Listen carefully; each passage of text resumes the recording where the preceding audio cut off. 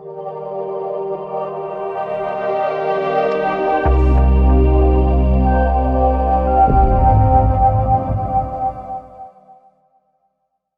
everyone and welcome to SAMA. SAMA is a program where we invite an expert to talk about their area of expertise. And this week we're lucky to have Patrick Durkin. He's going to talk to us about structured water and how it can improve your health. Now, Patrick has used structured water to treat his lifelong illness diagnosis, and it disappeared after he discovered structured water, and he immersed himself into the study. He's going to talk about the ABCs of water, all the ways people use water to deal with illnesses, both traditional and unconventional methods.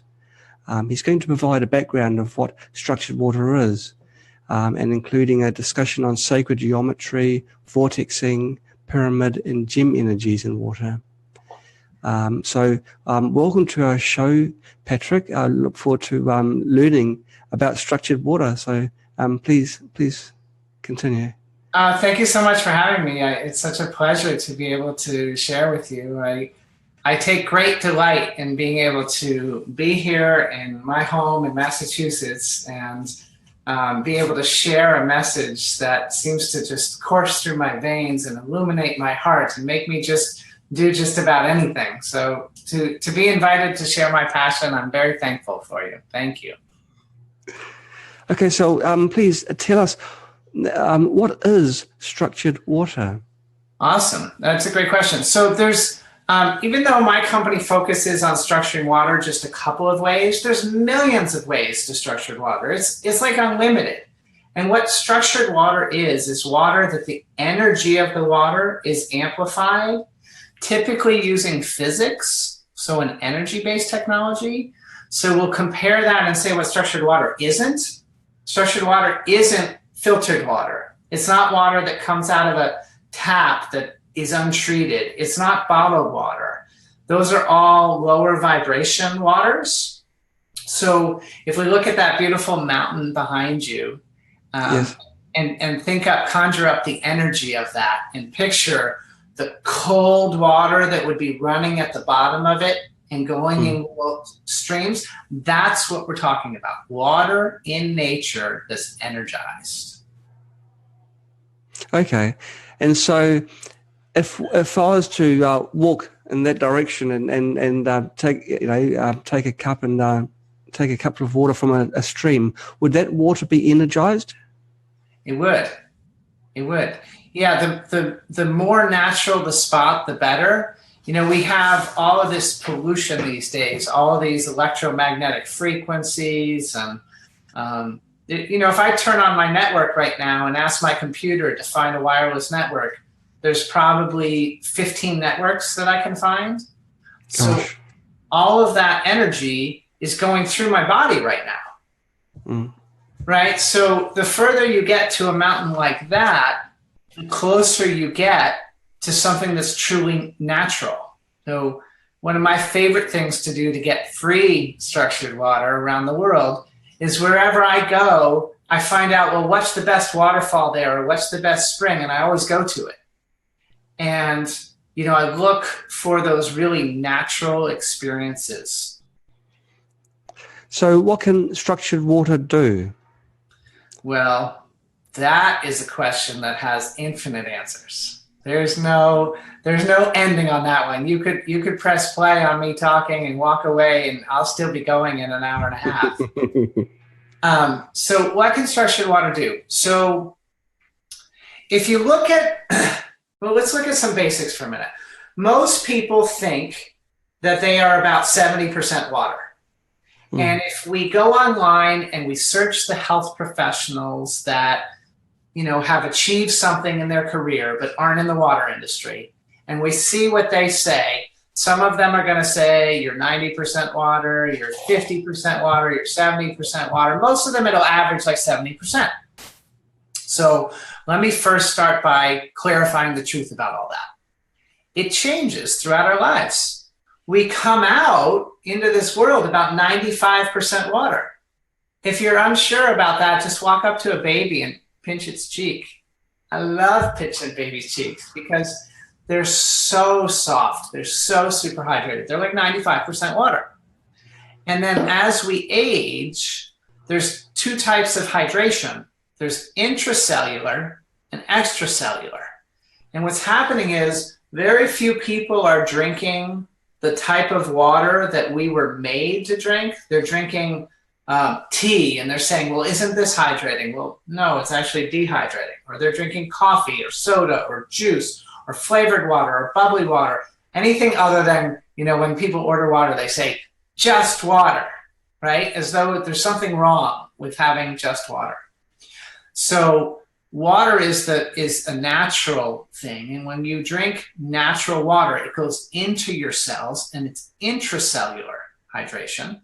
When you drink those other beverages, it's extracellular hydration. It passes through the body without going in and nourishing the cells.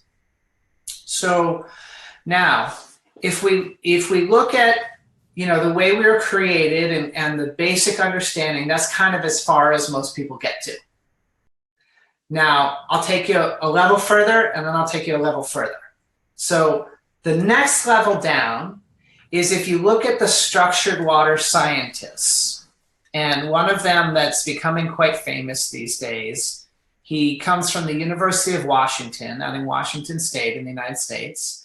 At the University of Washington, his name is Dr. Gerald Pollack, and he published a book in 2013 called The Fourth Phase of Water.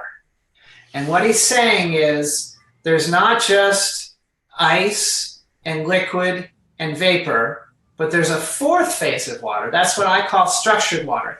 He calls it exclusion zone water. Other people call it activated water, energized water, hexagonal water. We're all pointing to the same thing, so don't get lost on those terms. We're all saying that there's a type of water that you add energy to, and it kind of acts like a battery. It holds it. So this scientist, Dr. Pollack, in his book, one of the things that he teaches us is that our bodies, if you count the molecules, instead of saying by volume, my first answer was to you about volume, about 70%. By number, it's about 99%. So 99% of the molecules in this body that I live in are water molecules. So that means like all of them are water molecules. And it means they're really, really teeny tiny, and they're communicating a lot. And, you know, after you think about this for long enough, you start to say, well, geez, you can, if I turn on a dehumidifier, I can pull water out of air, right? So there's water in the air too. And then there's water all around the earth. And it seems like the creator of this planet and these bodies and all of this, that the number one thing that the creator emphasized was water. Now, that's the second level. Now we'll go to the third level. You want to know, what can structured water do? So what we've seen tests where a solar flare was monitored on the surface of the sun, and the information as light takes about 8 minutes to travel to the earth, but the information was recorded in water molecules instantly. So there's something that is at, in my opinion, the center of the water molecule that connects all water molecules all the time. And so they've also done tests with people where they separate people by thousands of miles, and they do readings on the two, and there's instantaneous transfer of information. I would suggest that that's all happening in water. So when you say, what can water do? My answer is that water could do more than we could understand with our minds, right? That it is a multi-dimensional experience that is literally mind-blowing for a human to attempt to understand. If there's a nuclear power station failure and water's used for cooling, wouldn't that water also then affect all other water if it is truly entangled? Well, we've had nuclear power station failures. Mm. And as far as I can tell, like when Chernobyl melted down in Russia, me sitting here in the United States, I didn't melt down. So I don't have a lot of direct experience to pull on for that, but it seems like the toxicity of it wasn't instantly available. But I bet that there was some tests that could be done that the information, the memory, there's something in a transfer of energy that could have been felt or experienced. That's a good question. Rarely do I hear a question I haven't been asked before, and that was wrong. I'm bad that way. I appreciate that. Do it again. Now, you mentioned earlier that tea was dehydrating. Could you explain that, please? Yeah, one of my goals is to empower people. People think because I show up and I get interviewed, I'm some sort of expert or something like that. And I don't want people to think of me like that. I don't want them to think about anybody else like that. My goal is to transfer my knowledge, my experience to others, have them hear it and hear for themselves what's true in it, and then take that and self-empower. They make their own choices going forward. So one of the things that I found is really important is knowing how to know whether something is beneficial to my energy field, whether something is hydrating for me, or whether it's taking me the other way. And so one of the things that I noticed is that the inside of my cheeks is actually a really good place to figure out what a beverage does to me. And I figured it out because around the same time that I was getting into structured water, I had a bit of a green tea habit. Yes. And I would notice that when I would drink 6 or 7 cups of green tea, the inside of my mouth would feel all chalky and dry. You know what I'm talking about? Mm-hmm. So I've discovered that I guess there's 4 things. There's the dryness of the inside of my mouth. There's how my hands feel. There's my emotional stability. And there's my clarity and passion. And those are all signs for me of hydration. So I noticed that with drinking tea, I for sure fails the inside of the cheek one.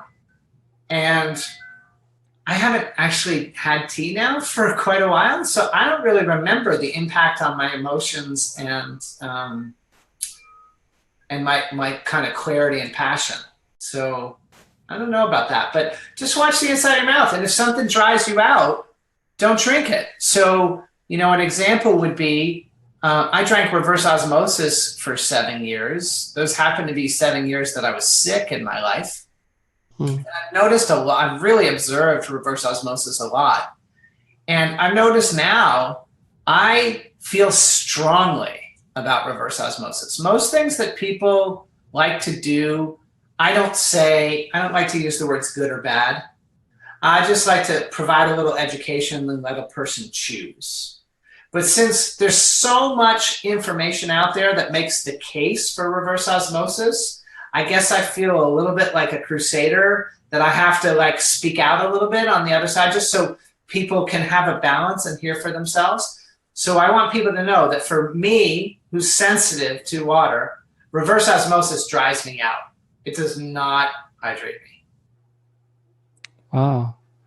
Can you explain to our viewers the differences between reverse osmosis and filtered water, or even maybe distilled water? What the differences are maybe in the final product, which is water. Yeah. So you just asked a pretty big question. To really give them an understanding, I need to teach for a minute. Okay. So we're going to go into what I call the ABCs of water filtration. And so I'm going to do A, B, C, D, and E. So A is aesthetics. That's like smell and taste. So every filter, no matter how bad a filter is, does aesthetics. Because if you filter and you remove things from water and you don't make it smell good and taste good, nobody's going to buy your product, right?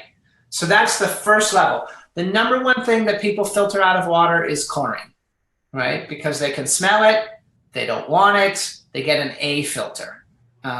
You can get really inexpensive filters to be an A filter. Now, the next letter is B, and B is for biologics. This is for parts of the world that do not have chlorinated water. This is for water that, like if we went to that mountain, there would be no chlorine, of course, and we would experience the potential for cryptosporidium or giardia or these type of B, biologics, biological material that's alive in water. Right? So if your water's chlorinated, you don't need to know anything about B filters. Don't spend your money on a B filter. But if you're living from nature or you're capturing rain or you're living from a stream, then that's the person that would use a B filter. Any questions so far? No, not from me. I can't see any incoming questions yet. So okay, we'll keep going. But I want people to know if you have questions to please do go ahead and ask them, and I'm happy to address them. So C is for chemicals. Now we live in an industrial world, right? And in this industrial world, we have factories spewing chemicals into the air. We have fertilizer putting chemicals into the ground. We have chemicals in our food. We have chemicals everywhere. So a C filter is going to remove the chemicals. A common technology used for that, probably the most common around the world, is carbon, a carbon filter. But there's also charcoal filters and coconut shell filters and different things in there. And then D is for dissolved solids. And this is metals. This is like when your water goes through your pipes and there's soldering from the plumber in the pipes, and the water pulls that out of the pipes. That's a dissolved solid. It's the metals. So A, B, C, and D are all changing the chemistry of water. They're removing things. And now we get to E, and this is where I live. This is my space. This is E for the energy of water. And in the E category, we change the water with physics. We change it with energy technologies, and that's what we use to make the water safe. So now that I gave you that background, let's go back to what you asked about, and let's see if we can do some comparing and contrasting. So you asked about reverse osmosis, distilling, and filtered, right? Okay, any other technologies that anybody wants me to compare and contrast? This is a great time to do it. So I'll go ahead and start with those. Reverse osmosis is an A, B, C, D filter. Actually, B is questionable. I'm going to restate. Sorry, I haven't done this for a while. A reverse osmosis is A. It changes the smell and taste of water. B is biologics. Reverse osmosis is typically not certified to remove biological material from water, but some of them do. That's why I was a little confused there for a second. C is the chemicals. Reverse osmosis takes them out really well. D is the metals. Reverse osmosis takes them out really well. So if you want toxin removal, reverse osmosis is really good. It ranks really highly on the chemistry. But now in the E, reverse osmosis is bad. It takes us in the wrong direction. It splits water into two streams. And the funny thing about whenever man splits water into two streams, the water always tries to come back. So splitting water with reverse osmosis will cause the water to be more acidic. And if you watch and you mix that water with other water, it will come back to more of a neutral pH. Distilled water is the same on the ABCD scale as reverse osmosis, and E as well. Same thing. It's not good from the energy perspective. And what I'll highlight this time in the energy world is that part of how water gets its, how it is energized is by using the minerals that are in the water. Like You know what Gatorade promises with electrolytes to be an energized drink? Well, we get that in the real beverage that nourishes us from the minerals that are in the water. And then the last one you said was a filter. Now a filter, let me just distinguish the word. A filter is going to apply to anything that does A, B, C, and D. A filter is all about removing things from water. And then filters don't do E. E is like an energy device. So just so people have like a perspective, this is an E device. You pour water inside the funnel at the top and it comes out the nozzle at the bottom. This is an E device. You pour water through it. This is an E bottle. So people don't understand these things. So I want to, show them to them for a minute, because almost every question a person would know how to ask me, except you who ask questions I haven't heard before. They would all be from the chemistry. They'd all be A, B, C, D questions. And what we're going to do now is we're going to teach people about the E part, the physics, so that they have the opportunity to ask different questions and have a different understanding about water. And I see that there's a question coming in here. Is it okay if I read it over from the chat? Absolutely. Okay, so it says, I have a Berkey filter that sits on the counter and removes chemicals, chlorine and fluoride. Can my IMRS PEMF mat restructure the filtered water? Can my IMRS, so is that your technology? Is that the? No, it's not. IMRS PEMF mat. Restructure the filtered water. So I'm going to go with yes there. And what I'm assuming that is like a biomat that we use to change our energy fields. And the caution that I'm going to give there is that whenever possible, when I'm structuring my water, I try to move it toward nature and move it away from electricity. So if I had the option to structure without electricity, I prefer that. Yes, it is a biomat. Thank you for confirming that in the chat there. So if I had the option to structure using your mat or nothing, I'd use your mat. You're going in anytime we can get you. We've been living in chemistry, ABCD, always up and down in ABCD, and we can get you to go to E. Anything we do there, even if it's just prayer over your water, that's an energy too. It's all in the right direction. It's just a question of what does one want to choose in that area. A question has just come in from Ronnie Marian. Ronnie's asking, if you do use reverse osmosis, can you add minerals after that? Yeah, it's a good question. And the answer is yes. It's an improvement to go RO first. Most people, when we start talking, again, the only questions they can ask are about the chemistry of water because that's all they know. So I think part of the reason that life, the creator, gave me this mission is so that I can be an example for everybody, not like I'm trying to convince anybody, but just like I've examined how I feel about things. I've tried a lot of stuff and I keep trying all the time. And I also, I run this company and we have global phone numbers and thousands of people have called and I've answered the phone and talked to them one-on-one about their water. So I have a lot of personal stories from our customers about what they really do.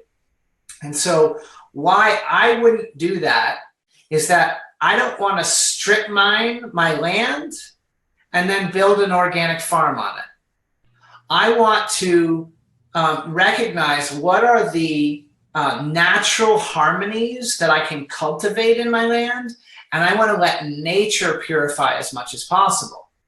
Now, if you live next to a toxic plant or there's something particular coming out of your well and you really have a substantial concern, then reverse osmosis with remineralization might be the best choice. But what I like to do is encourage people to consider working with the physics of water, the energy of water first, and then find out if you want to add a chemistry filter as a complement. There's one more thing to say about that, which often helps people to come over to the light, as I might say, which is that with physics-based devices, there's no replacement parts and there's no maintenance. And so if somebody has to buy a new RO filter cartridge every year, and they try 1 year and they're satisfied with just physics and not chemistry, then there's a huge savings for the rest of their life. So without knowing the exact situation, it's hard to say for sure, but I do feel strongly if we can avoid RO, even with remineralization, we're heading in the right direction. And if we have to choose RO, then adding minerals is the best choice afterwards. Okay. I've got a question about distillation, distilled water. Now, when water is boiled, the first things that come off are the very light molecules, which are the alcohols and oils. And they're quite often and other chemicals, and they're the things you're trying to remove. And yet you're distilling that into the final water that you're going to drink. Is there a way that you can safely distill water, or is it best not really to? What are your views on that? It's a good question. Let me think for a second. So, at the beginning of that, you give a premise that there's light that's removed from water as you're boiling it. I don't have any knowledge to support that. So are you aware of that from a particular source, or? No, but I do know that after distilling water, quite often it has a taste, and the taste is a chemical taste. And it's like the chemicals have come off, with the water. Yeah. After the end of the process, there'll be the normal sort of gunge at the bottom, so it's taking some out. But the water's still got a very strong taste. Yeah. So I guess the best thing to tell you would be to tell you what I do know about boiling. So I know that if we expose chlorine to air, it's going to separate from the water because it's a gas. And what happens is that the water company drives the gas into the water. They then put it under pressure in a long pipe. And so the water can't get rid of it. And then when the water comes out of a faucet, it begins to dissipate into the air. So boiling is a process that pops the water molecules on the surface, interacting with the air a lot. So if you wanted to get rid of the chlorine in water, a really good way to do that would be boiling it. Well, as far as getting rid of other, like the C's and D's of ABCD, the chemicals in the dissolved solids, I don't have any evidence or experience that suggests that those would be removed during boiling, but rather, because some of the water dissipates, the water becomes more concentrated. And so there could be more C's and D's in the water that may be accounting for the taste that you share. I haven't experimented with that a lot, but those are the thoughts that I can bring to it. Okay. The distillation procedure I'm talking about is when just collecting the steam that comes off from the boiling water and making that water condensate and drip into a vessel. So, two things have kept me from experimenting with that. One is I don't have a distiller, and nobody's ever given me one. Sometimes when people don't want their technology anymore, they say, "Here you go." But the second is that I know that distilled water is a water that is very hungry. There's a plant in Burlington, Vermont, owned by IBM, and they have 11 grades of water that they need to use in their manufacturing process. And some of them are so pure as to be harmful to humans, right? It's not just water. It's like, it's so devoid of any energy that if it went in our body, it would strip the energy of our body right away to fill itself back up again. So the only time I would recommend distilled water is an emergency, right? Where you couldn't get clean water and there was biological material in the water. And if I was on a cleanse. So if I'm on a cleanse, the point is to disrupt and dislodge toxins and flush them out. If I give the body RO water, reverse osmosis, or distilled while I'm cleansing, it would actually serve to take things out pretty well. I've heard of mineral leaching from people that have drunken too much water. Would that be because they're consuming the wrong type of water? Yeah, that's what we're talking about right now with RO and distilled. We're talking about leaching. Yes. Right? There's kind of a hypothesis in our world these days that most people think that it's normal to shrink a little bit as you get older, right? And I've thought about that a lot. I'm like, well, what if that's just the cause, is just caused by minerals being removed over a lifetime? So what if I just keep putting a lot of minerals in all the time? Like, I don't want to get any shorter, so I'll just I'll keep putting a lot of minerals in my food and water. Okay. I don't know quite how to. This is really weird, but I'm just going to share it because it's what's happened to me.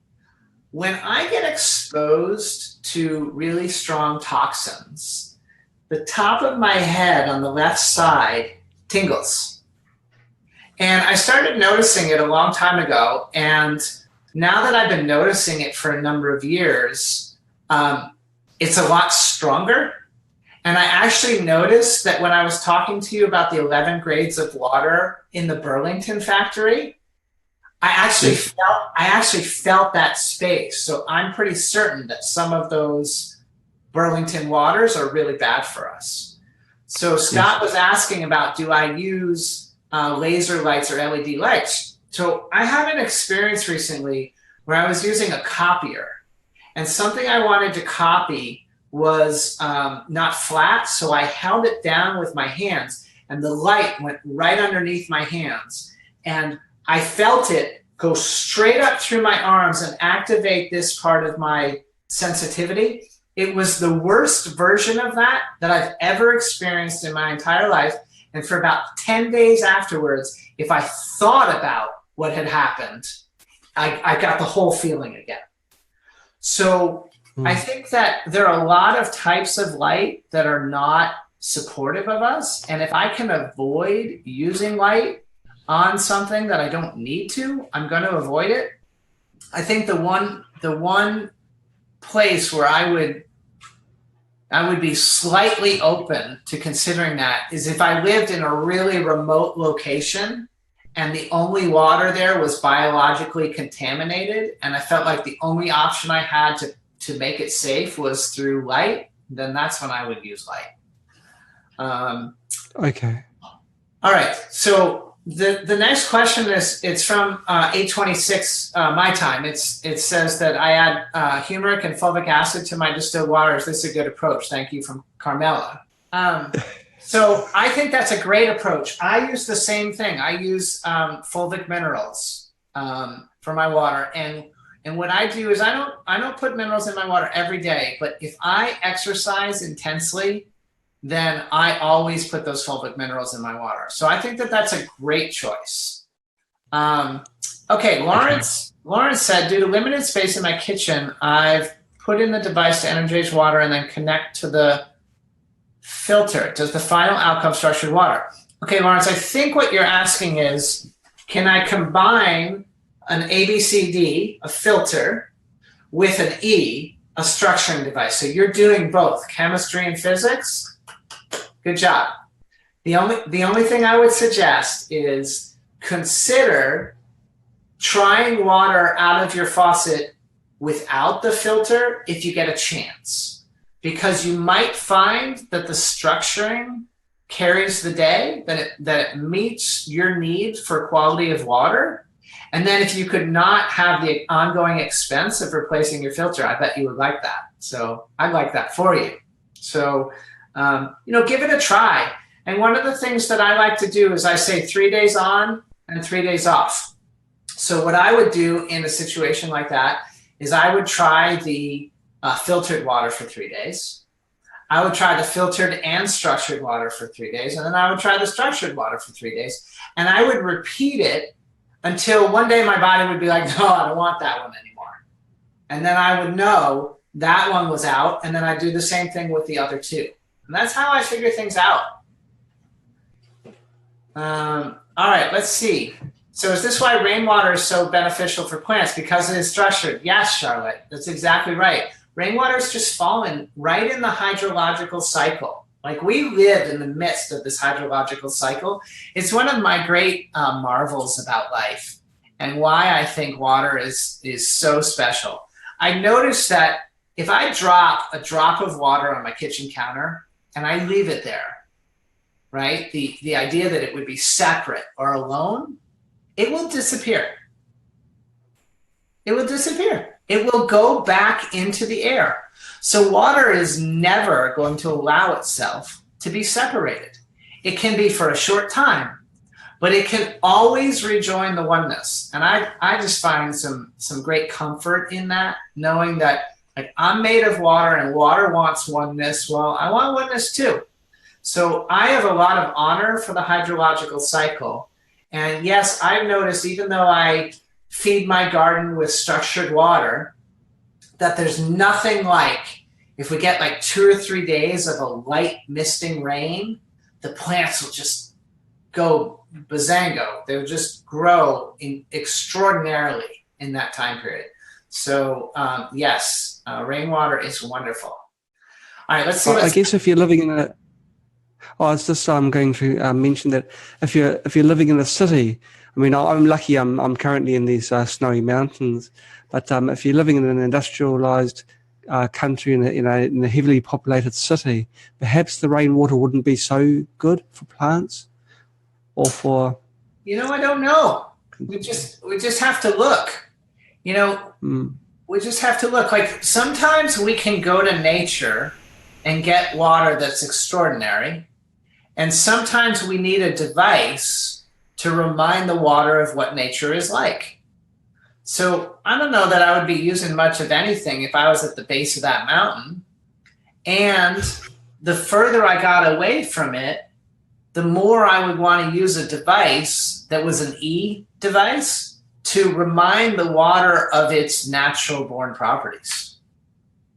Mm. Yeah, okay, let's see what Scott said. So we have a couple more. So Scott said, how does treating water with hydrogen, such as through electrolysis used in main Japanese hydrogen glass water bottle products, affect the quality of the structure of water? Scott, it's a great question, and I'm sorry the answer is going to be dissatisfying. Well, maybe it'll be dissatisfying. You'll be the judge, but I follow a path that is illuminated by my inspiration and passion. That's what I do. I don't need to read everything. I don't need to meet everybody. I don't need to answer every question. And the reading that I've done on hydrogen water is very appealing to me. It makes a lot of sense. But when I ask my passion and inspiration, is it in my highest and best interest in the mission that I have to learn about that and to experiment with it? The answer has always been no.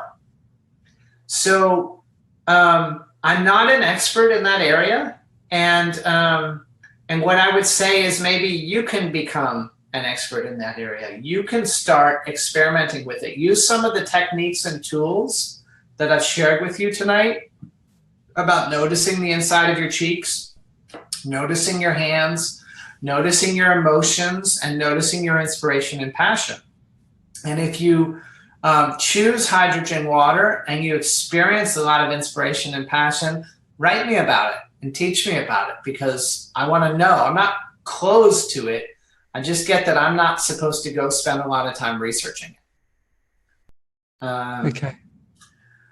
Roddy's written in to ask, do you have any more suggestions on how to make reverse osmosis water more hydrating? Yeah. I guess Ronnie must have a reverse osmosis setup, and Yeah. so he just wants to make it more healthy. It's a good question. So, Rodney, what I want you to do is I want you to remember that you're the expert, and then I want you to experiment and play and let water show you. So the first thing that I would do if I had RO and I decided to keep it is I would pray over that water. I would pray over the device, the system, and I would ask water to show me the truth about what would be in the best interest of my biological body. So one is to bring your human intention. It's actually the most powerful thing we have. And so I would start there. And then the next thing that I would do is I would experiment with adding different types of minerals to the water. The fulvic minerals we were talking about earlier is a good choice. They tend to be, they're not expensive, but they're not as cheap as salt. So I would also put Himalayan salt or Celtic sea salt in the discussion.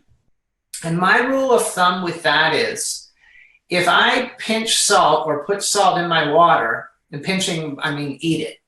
If I put it in my mouth or put it in my water, if it tastes good, I need it. Because I've noticed that there's like a line where I can take a small pinch of salt, and then on the third one, my face will turn, and it's just, it's horrible. So you can kind of experiment with what's the right amount of pinches of salt or fulvic minerals and see what you can do with it.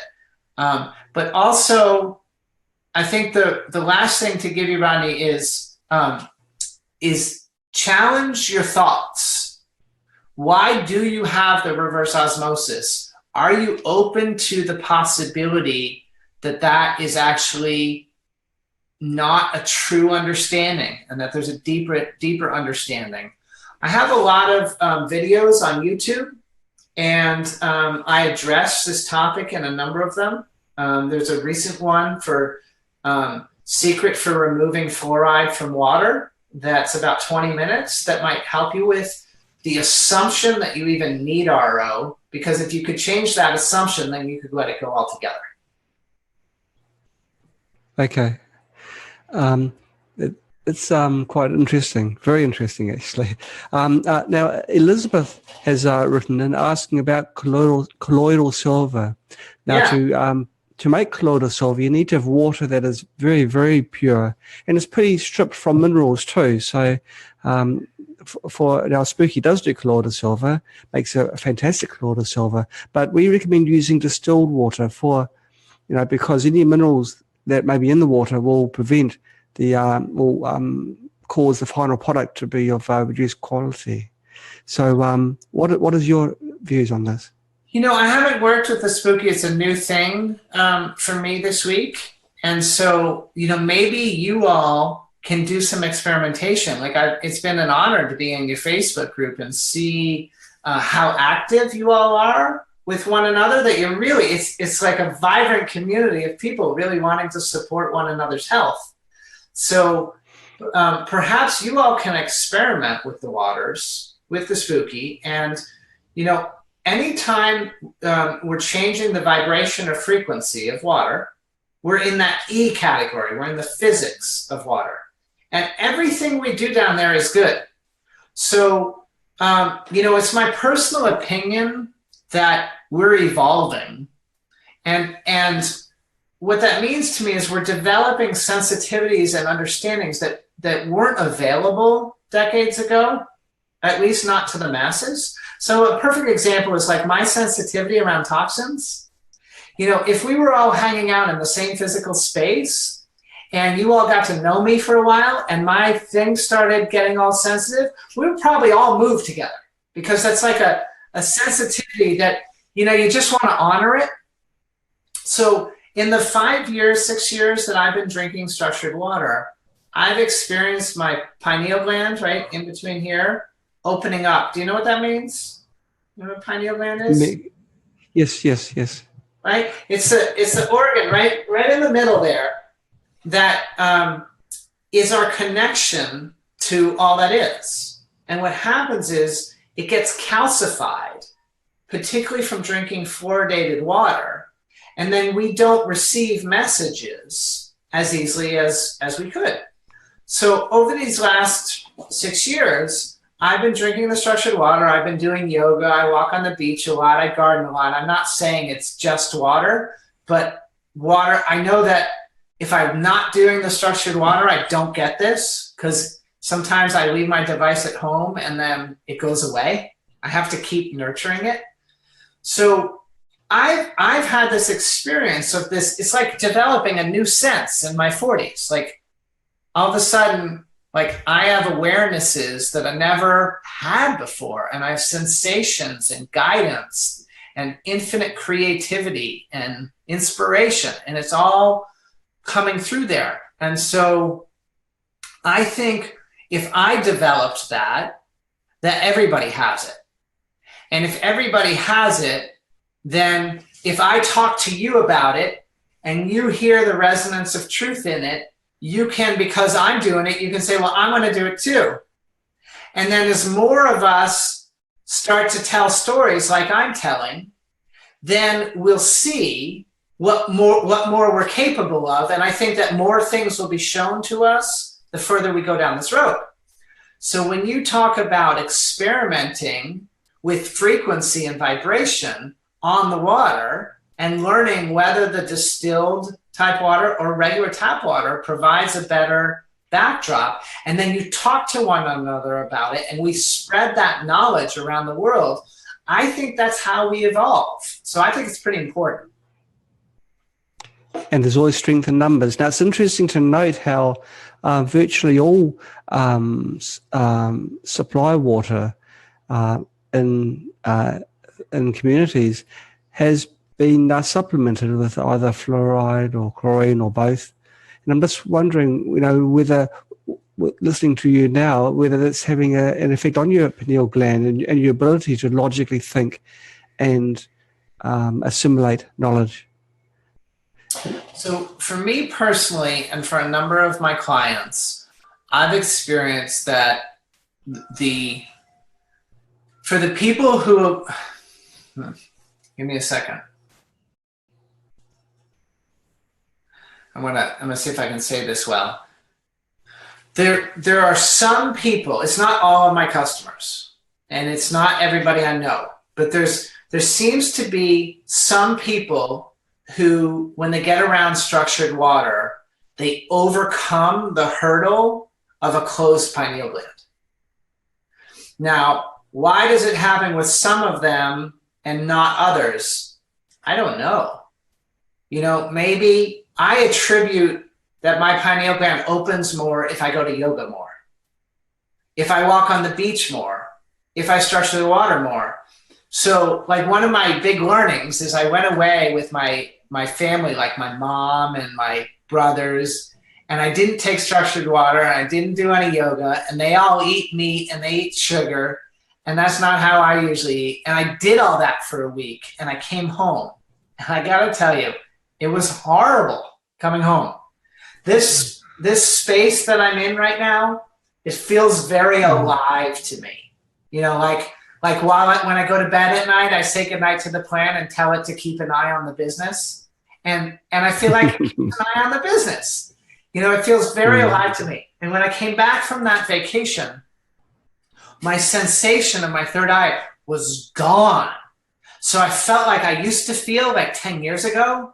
Like I had fear. I didn't know. My confidence was down. It was horrible. And so I went for walks on the beach. I took showers. I drank a lot of water. I ate vegetables. And in a short time, I got myself back on track. That's quite an interesting point, actually. Eating meat sort of closed down your ability to really. This I've never heard that before. I'll tell you an interesting story. At least I think it's interesting. I just went to Sedona, Arizona, which is it's like walking on crystals. Yes. Right? And I was with one of my mentors, and he's a very advanced being. And so what that means to me, I had the privilege of being next to him for 6 days, just the two of us, really. And I noticed how alive he is. Like he's just buzzing, and he's constantly receiving inspirations and having insights, and his way of being is very deep and insightful. And so we had a lot of deep conversations. And also during the 6 days, he fed me every meal.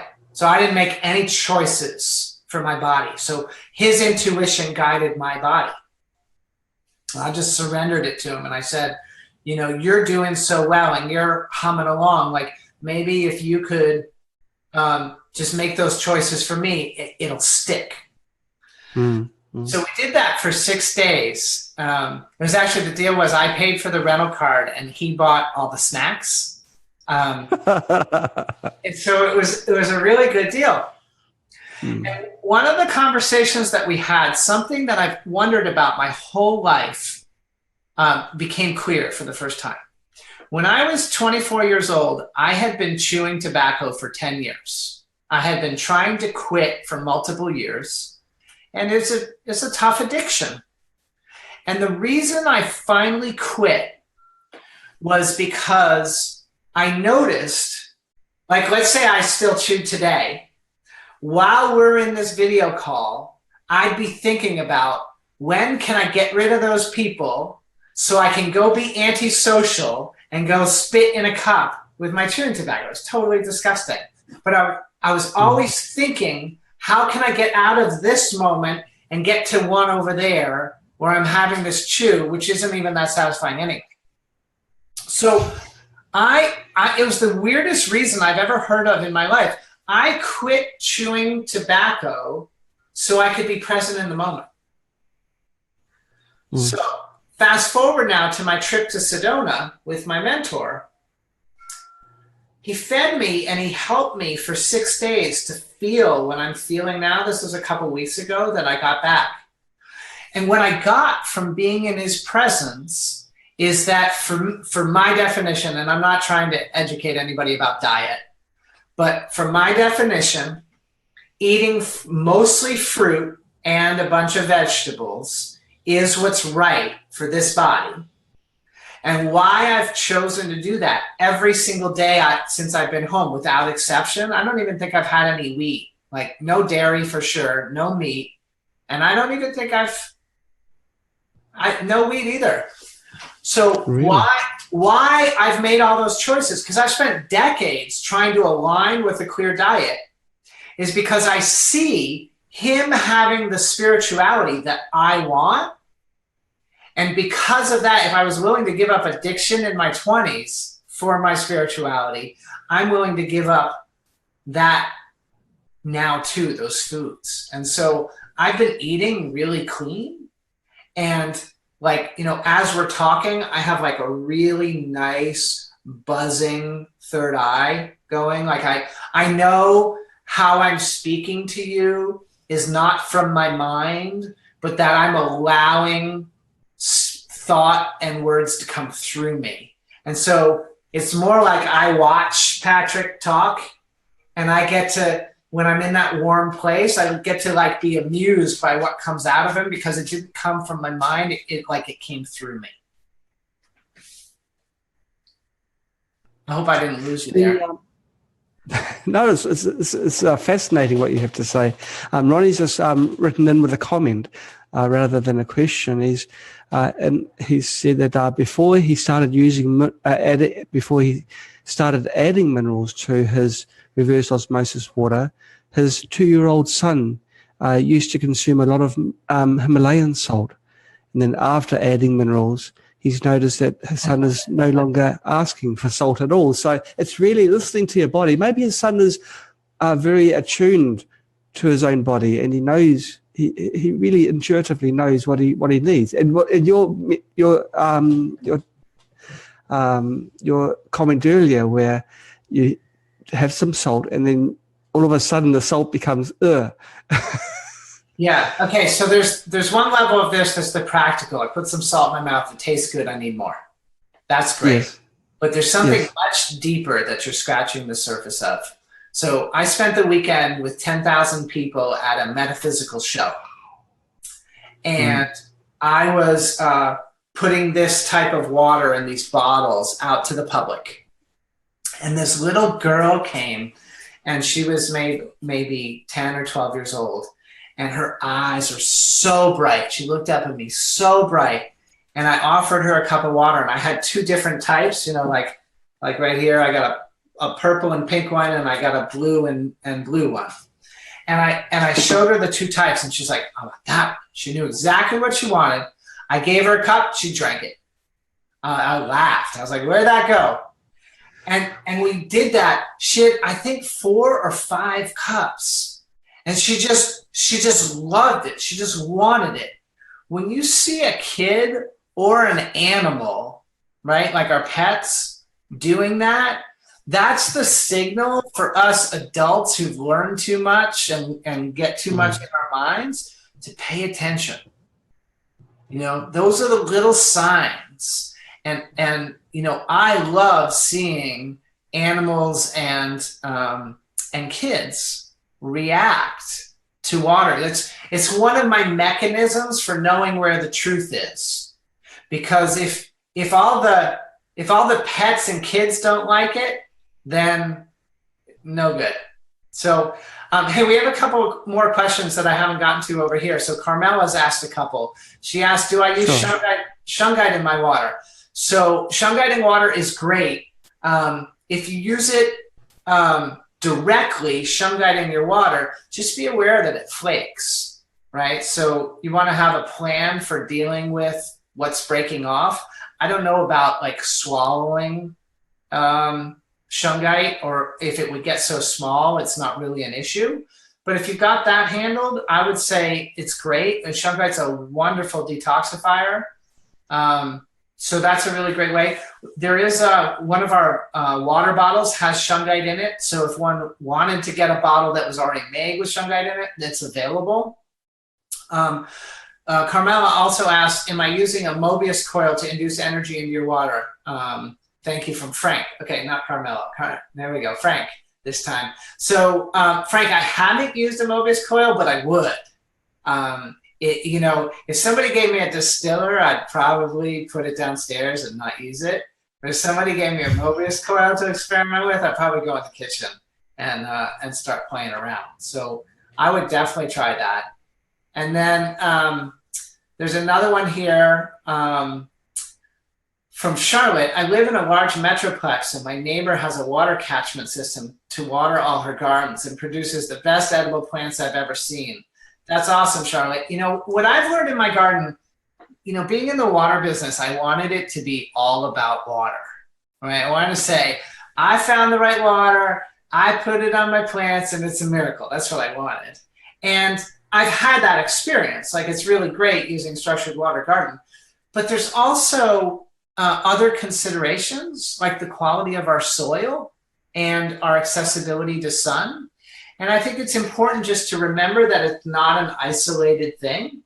And so the more natural we can get, the better. So the more like I live right near the ocean. So I like to go down to the bottom of the hill at the end of the season and get a whole bunch of seaweed and bring it up and spread it all over my garden. Like, that's minerals, right?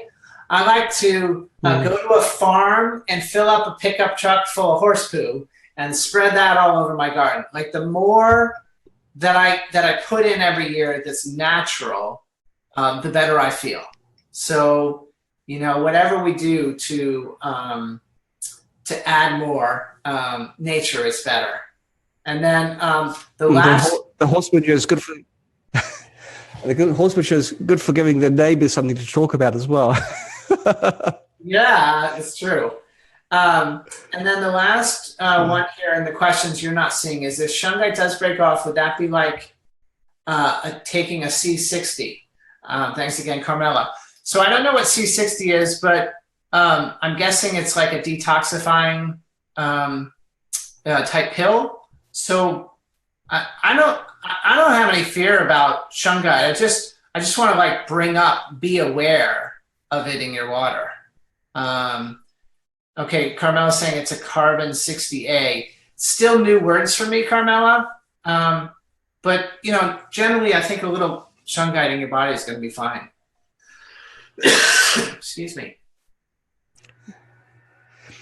So can I take a water container and put in crystals, and that makes the water structured? What would I do if I... Yeah, we're actually structuring water right now while we talk, right? So in my space right now, on my computer, that's moving the structure of my water toward discord. Okay. And I have these devices, they're moving me toward harmony. And I have this dolomite pyramid. It's moving me toward harmony. I got this little pyramid. I actually like to put that one on my head. It feels really good up there. And I put it on so much that sometimes I can just think about it and it feels like it's on my head. That's moving me toward harmony. So all of these things are structuring our water. When we breathe, we're structuring. When we choose our words actually impact our DNA. We are structuring water. So what we're not aware of is that kind of all of life is in structured water, and it's either moving toward more harmonious or moving toward more discordant. And generally, if it's man-made, it's taking us toward discord, and if it's nature-made, it's taking us toward harmony. Right. Okay. Frequency imprinting. Can people use coils to imprint water? Is that what is your opinion on that? That's a way of structuring. I would go with a yes. I haven't studied it, but I would. I think that that's a good one. Now, I get asked to evaluate a lot of water structuring technologies, and most of them I reject. And the first question that I ask is, how is sacred geometry involved? All right, so if you look at this one, this is my favorite, and you look inside, the first thing you see is a pyramid. Can you see that there? Yes. So, we could take, well, not we, but people have taken food and put it in pyramids and had the food be alive after thousands of years. That doesn't make sense.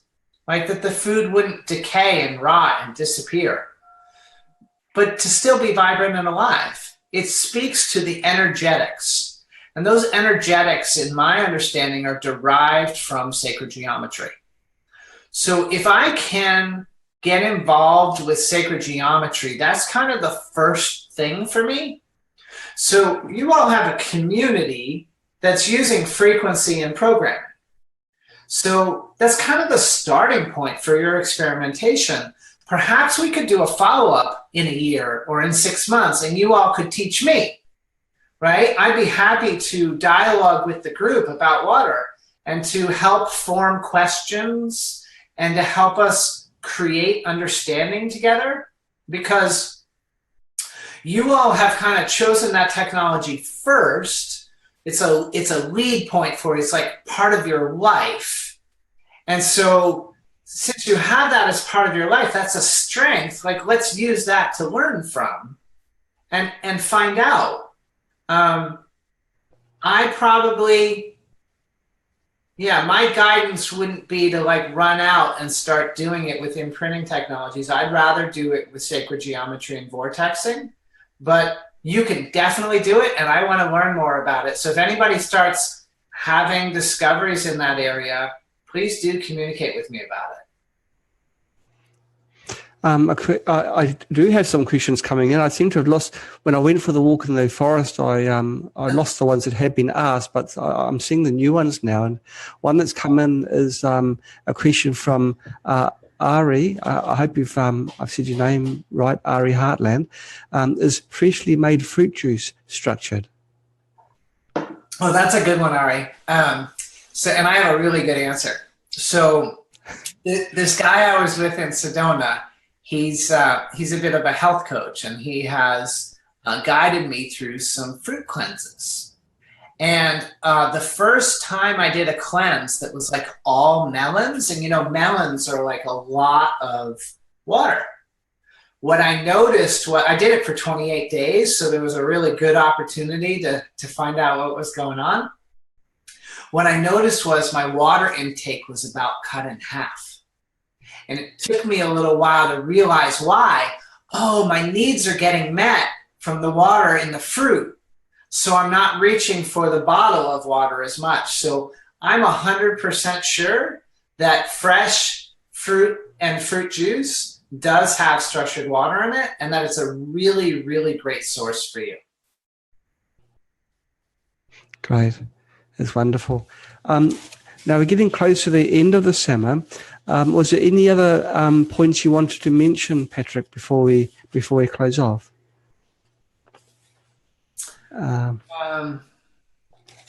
We've touched on pyramids and the sacred geometry.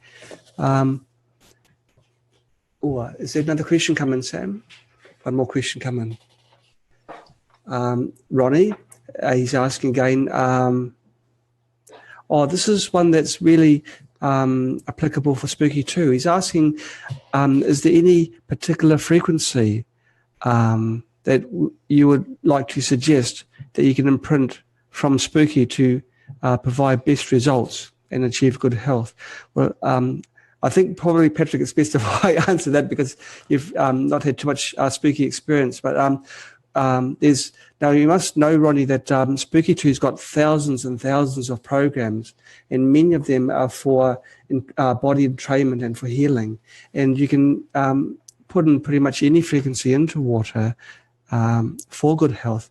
We'll answer you after the summer show because it's not a short answer, but it really depends on what type of health you're in at the moment and what your body needs. What Patrick has said is listen to your body, and it's what I've said in several other summers too, Patrick, where you've got to become more tuned with your surroundings and with nature and work with nature rather than against. And your comments, where you're talking about your pineal gland opening up after the calcification is dissolved, that's absolutely fascinating. And I'm just wondering, whether mass dosing of the population of chemicals is designed to sort of dumb people down and close off that eye. It is. What are you? It absolutely is. And that's why I'm so clear that I want to be speaking like this and I want to be talking to other people, because when you get with the people, just like a group of people like this, and we're all open-hearted, we're trying to heal, our intentions are open, it's just, you hear the truth. It just makes sense. Yes, we're being poisoned. Yes, we can do something about it. So, this gives me a good chance to, there are a couple places I could go right now, but one of them, I'm going to take this one first. Okay. So it's my belief that I can't see the world except through oneness now. I've thought about water so much as the connecting force that to let go of that as my primary identification would be to give up what I know to be true. So know that I come from there. So if everything is one thing, then everything that happens in my mind to move us to love and joy. That's my experience of the point of life, is for us to live in love and joy. So if it's all one thing and we created an obstacle for ourselves and the obstacle looks really, really scary, then there must be a huge breakthrough of love and joy through that door. So the idea of fluoride as being scary is pretty strong, but yet I've gone through that door and I now know my body is completely safe with fluoridated water, and then I can have all of the expansion that I want in life. So we as a species, we the people, are responsible for our creation.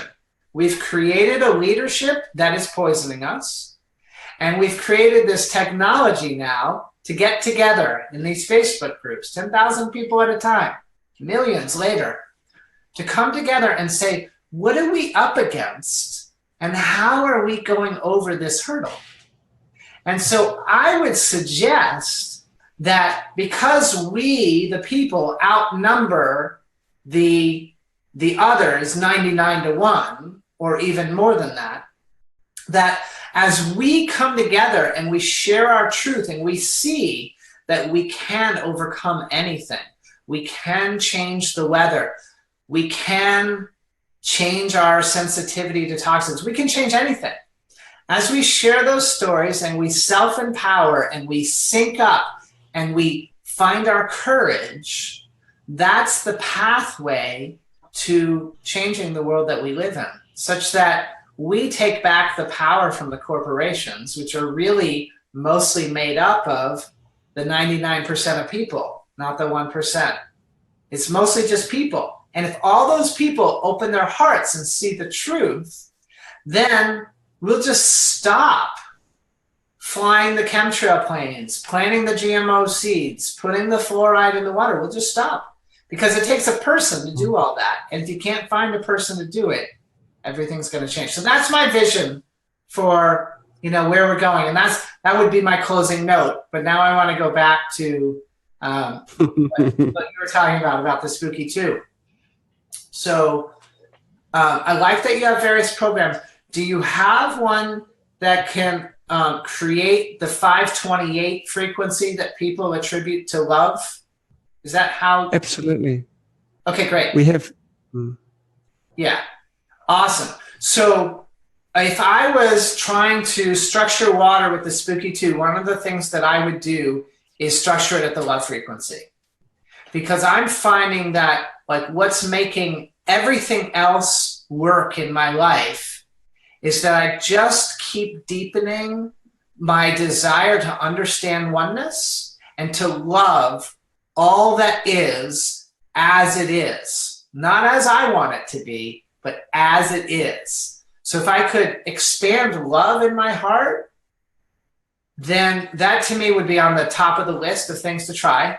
And then I would probably think of doing something weird that you guys wouldn't think of doing, which is, if you're trying to show yourselves and learn together, does imprinting frequency with the spooky 2 in water cause the type of breakthroughs that you want? Is there one among you who's willing to go the other way? Can you put a negative frequency, a frequency that might be upsetting? Can you put that into water so that you can have a contrasting experience? Because in the contrasting experience, you'll determine that the harmony is really pulling you and it won't be ambivalent anymore. It's like my trip to Sedona got me to such a high plane for long enough that I'm not ambivalent, at least right now, about my food choices. I'm totally locked in. Next week's big holiday week in the US, I could be in trouble, so say a little prayer for me, because I'll be with my family and they'll be putting out their pies and their meat again. But I think I'm going to be in good shape. So perhaps having the contrasting experiences would allow you all to determine with real strength and clarity what a difference you can make. The spooky community is a huge community, and we get feedback from thousands. And so we have found that through the massive reports, which programs are suitable for what.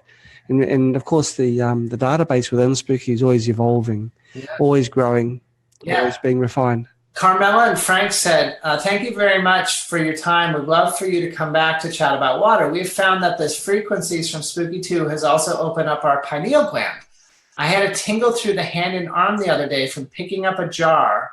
When I checked out the jar, it was colloidal silver cream, from Carmela and Frank. So that's just fantastic. I literally think the number one thing we can do as a species right now to save ourselves is open our pineal gland. And I think that the more tingles and jitters, I think we're opening telepathy and we're opening up, see, when telepathy is strong, then somebody who's trying to harbor an illusion in front of us we just see through them. We just feel like I have so much depth of understanding now that I didn't before. When somebody's speaking to me, like they can give me 2 lines and I hear paragraphs and paragraphs and paragraphs of what it really means about what they're saying.